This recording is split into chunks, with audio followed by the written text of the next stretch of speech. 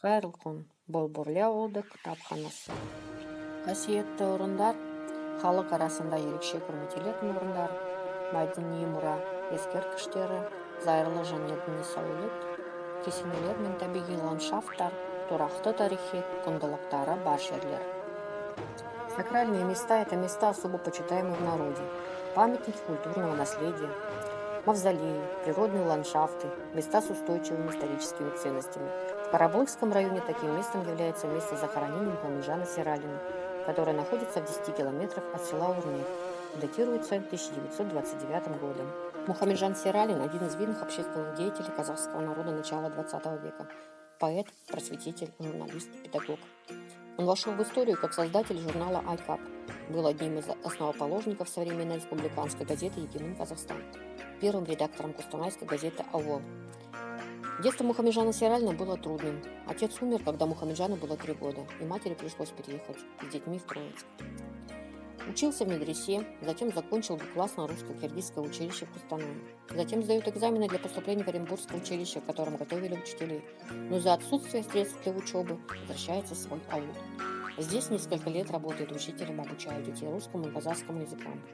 В 1897 году Мухамеджан Сиралин возвращается в Троицк, устраивается на завод. Работая на заводе, много читает, изучает казахское устное народное творчество. Сам начинает писать стихи. Первая поэма Сиралина называлась «Шама» и была издана в Оренбурге в 1903 году. Поэма посвящена трагической любви юноши и девушки, ставшей жертвами старых обычаев.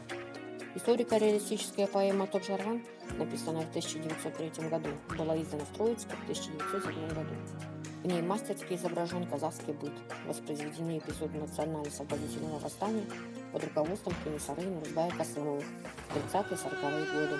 Огромная заслуга Сиралина как поэта связана с утверждением в казахской литературе жанра сюжетной поэмы. Как представитель передовой интеллигенции своего времени, он выступал за отмену социального неравенства и боролся за признание своего народа как нации.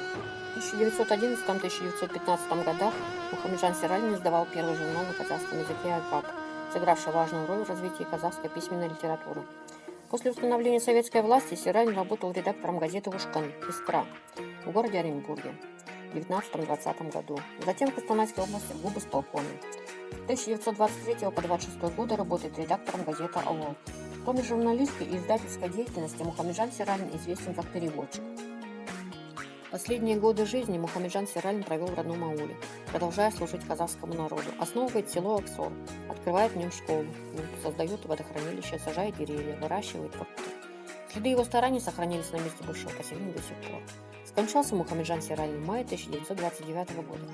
Его могила является памятником, охраняемым государством. Над могилой установлен памятник с мемориальной плитой, где изображен портрет Мухамеджана Сиралина и надпись «Мухамеджан Сиралы Улы 1872-1929». Ақын қазақтың бірінші журналисі, көрнекті қоғам қайраткері.